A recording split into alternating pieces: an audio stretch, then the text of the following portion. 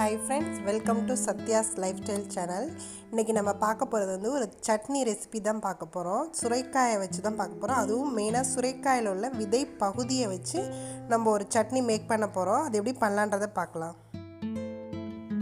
நம்ம வந்து இன்றைக்கி சுரைக்காயோட விதை பகுதியை வச்சு ஒரு சட்னி தான் பார்க்க போகிறோம்.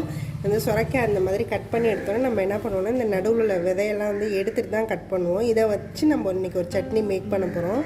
ஃபஸ்ட்டு இதை வந்து நல்லா குட்டி குட்டி பீசஸாக நம்ம கட் பண்ணிக்கலாம். இந்த சட்னி அரைக்கிறதுக்கு என்னென்ன இன்க்ரீடியன்ட்ஸில் தான் நான் சொல்லிடுறேன்.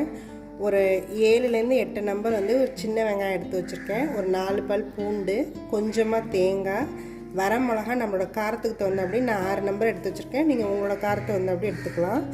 1 ஸ்பூன் வந்து உளுத்தம்பருப்பு, 1 ஸ்பூன் கடலைப்பருப்பு. இதை வச்சு தான் இந்த சட்னி நம்ம மேக் பண்ண போகிறோம். இது எப்படி பண்ணலான்றது பார்க்கலாம். புளி வந்து இந்த அளவுக்கு இந்த சட்னிக்கு நான் எடுத்துக்கிறேன். இந்த சட்னி பண்ணுறதுக்கு நான் ஒரு பேனில் நல்லா எண்ணெயை சூடாக்கி வச்சுருக்கேன். ஃபஸ்ட்டு இதில் வந்து கடலைப்பருப்பு போட்டுக்கிறேன். உளுத்தம்பருப்பு இதோடய போட்டுக்கிறேன். இதை வந்து நம்ம நல்லா வறுத்து எடுத்துக்கலாம். இது நல்லா ப்ரௌன் ஆகிற அளவுக்கு இதை நம்ம வறுக்கணும். இதுலேயே இந்த சின்ன வெங்காயம், பூண்டு எல்லாத்தையும் போட்டுக்கிறேன்.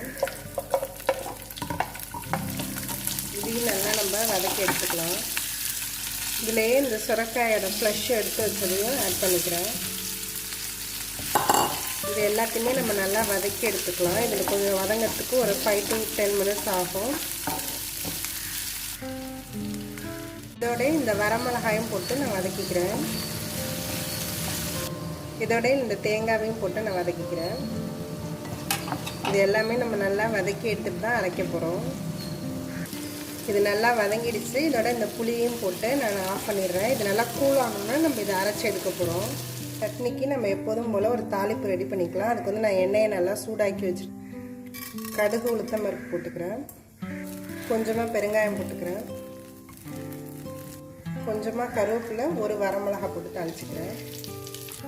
இந்த தாளிப்பு வந்து இந்த சட்னியில் நம்ம ஆட் பண்ணிக்கலாம். இந்த சுரைக்காயோட விதைப்பகுதி வச்சு பண்ண சட்னி ரெடி ஆகிடுச்சு. இது ரொம்ப ஈஸி தான் பண்ணுறதுமே. நம்ம அதை வேஸ்ட் பண்ணி தூக்கி போடாமல் அதில் நம்ம வந்து இந்த மாதிரி சட்னி அரைச்சி சாப்பிட்லாம். இந்த சுரைக்காய் வந்து ரொம்ப ஹெல்த்தி தான். அதில் இதையும் நம்ம வேஸ்ட் பண்ண தேவையில்லை. இது வந்து நல்லா இட்லி, தோசையோட நல்லாயிருக்கும் இந்த சட்னி. இதை நீங்களும் ட்ரை பண்ணி பாருங்கள். என்னோடய வீடியோஸ் எல்லாத்தையும் பாருங்கள். உங்களுக்கு பிடிச்சிருந்தா எங்கள் சேனலை சப்ஸ்கிரைப் பண்ணுங்கள். தேங்க்யூ ஃபார் வாட்சிங்.